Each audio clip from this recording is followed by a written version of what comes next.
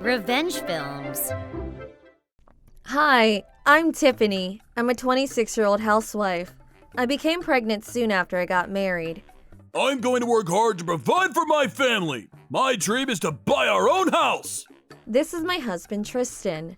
When we found out that we were pregnant, he was so excited and said that he would support the family financially as I had quit my job.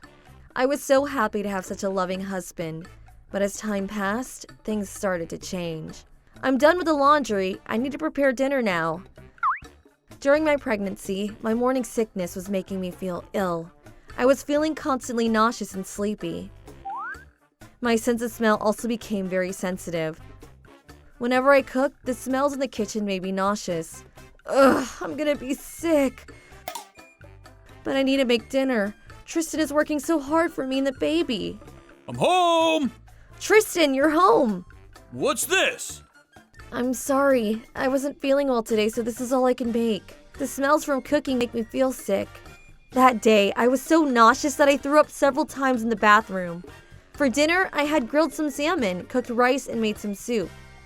If this is all you can make, I would have just bought something from the convenience store. You should have told me before I got home. My stomach is not gonna be satisfied with this simple dinner.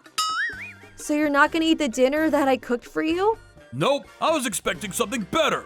I'm tired, so I'm going to bed. Before we got married, Tristan and I were living together, and we both had full-time jobs. Back then, Tristan was very sweet to me. We would split the household chores, but now he saw his role as the breadwinner and didn't help out with the chores at all. He left me to do the household chores on my own. If I didn't have morning sickness, I wouldn't have had a problem with the chores, but now I was feeling too sick to get all the work done on my own. Tristan, will you do the dishes and throw out the garbage until my morning sickness eases down? That's your job. Okay, then can you at least put your dirty clothes into the washer and hang up your clothes? Tristan is a big slob these days. He leaves his suits on the sofa and his shirts and socks on the floor. I wanted him to clean up for himself at the very least. I'm tired from work. If you notice my stuff lying around, why can't you pick them up? I need time to relax after work. But I read somewhere that pregnant women become short-tempered, and I guess it's true. You used to be nicer to me. I like to say the same thing to him. Don't think that you can boss me around just because you're pregnant. You don't even work anymore, so can't you just take care of the house? I can't believe the words that are coming out of his mouth. In the end, Tristan won, and he continued to not help around the house. He didn't even do the things that I asked him to do, like picking up his own clothes. I'm going to take a bath, so can you go get my underwear and pajamas? Okay. I need to wake up early tomorrow, so can you set the alarm to 6 a.m.? Okay. The days went on like this, and I started to consider leaving Tristan. But I was holding onto the hope that he might change when the baby came, so I kept on going. It turned out that I was wrong. One day, I woke up and I was so sick that I couldn't stop vomiting. Tristan, I'm so sick today. I don't have the energy to cook today. Would you mind eating yesterday's leftovers for breakfast and buying lunch at the convenience store? It's gonna be a long day at work for me. You expect me to eat leftovers? Tristan then began to lecture me for about 20 minutes. If you can't take care of the chores now because you feel a little sick, what's gonna happen when the baby arrives? Are you not gonna attend to the baby when you're feeling sick? Of course not. Then why is it so easy for you to not take care of me?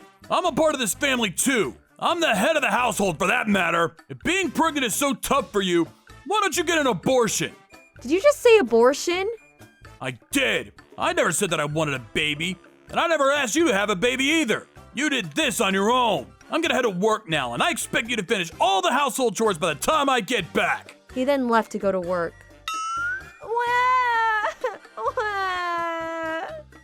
I burst into tears, and my love for Tristan and our baby began to disappear. I knew it wasn't right to blame the baby, but I felt hatred for the baby too because of its father. I then called my parents and told them that I was considering an abortion.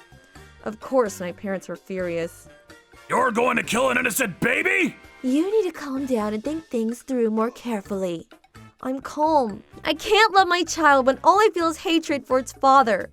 I don't want the baby to be born when I can't love it. According to my parents, my voice that day was very cold and full of hatred. I told my parents how much Tristan had changed after I became pregnant. You should divorce him. The baby's a different story, but no one will blame you for leaving Tristan. If you get an abortion, I'm sure that you'll never get over it, but that's something that you'll have to live with. I told Tristan that I'd be hospitalized because I wasn't feeling well, and went ahead with the abortion. As I had expected, Tristan had no sympathy for the fact that I was being hospitalized. He even said, I'm not gonna visit someone that gets hospitalized over such a small condition. True to his word, Tristan didn't come to visit me while I was in the hospital. After I got out of the hospital, I called my parents-in-law to explain to them what I had done. What, are you crazy? That's unforgivable! You're evil! You murdered our grandchild! Tristan and his parents came over to my parents' house livid. My parents and I were overwhelmed by their fury. You killed my baby! You're a monster! As soon as I heard Tristan shouting, I became very calm. What are you saying? You're the one that told me to get an abortion. I wasn't serious. I just wanted you to be more responsible and take care of the house. When Tristan's father heard this, he said to his son, Tristan, did you really say that to Tiffany? It was supposed to be a joke. Tiffany was being lazy, so I needed to say something to make her listen to me. I wasn't being lazy. I know that I wasn't able to do things perfectly, but I was doing everything that I can given my morning sickness. You didn't even try to imagine what I was going through and blame me for not being able to do things the way you wanted me to. And you didn't offer to help me at all. You said that if being pregnant was too much for me, I should get an abortion. I was tired from work and you were using your morning sickness as an excuse not to do anything.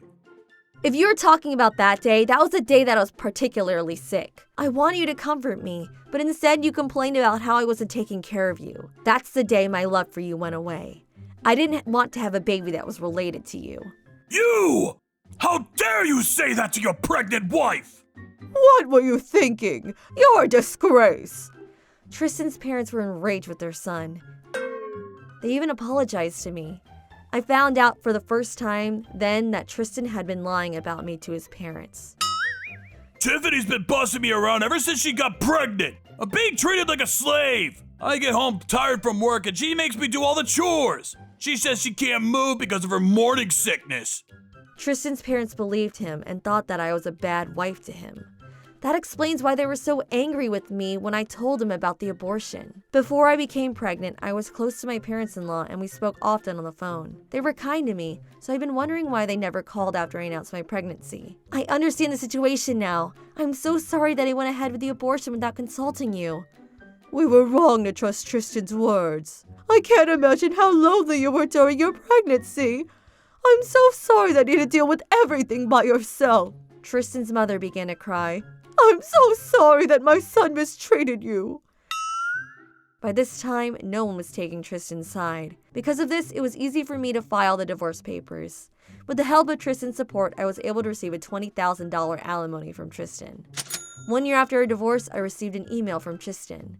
In the email, he wrote, Tiffany, how are you? I hope that your body and heart is recovered by now. I've actually started to want a baby now. If we get pregnant again, I promise to be a much better husband to you. Would you consider marrying me again? What the hell? He can't be serious. Of course I ignored his email, but I forwarded it to his parents. Tristan's father gave him a good beating for the email that he sent me. By the way, I'm still single. I was only married for 6 months, but I don't plan on getting married again anytime soon. Also, I don't intend on having a baby ever again.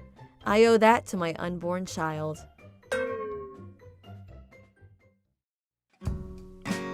How was today's video? If you enjoyed it, please subscribe, like, and leave a comment. Stay tuned for more.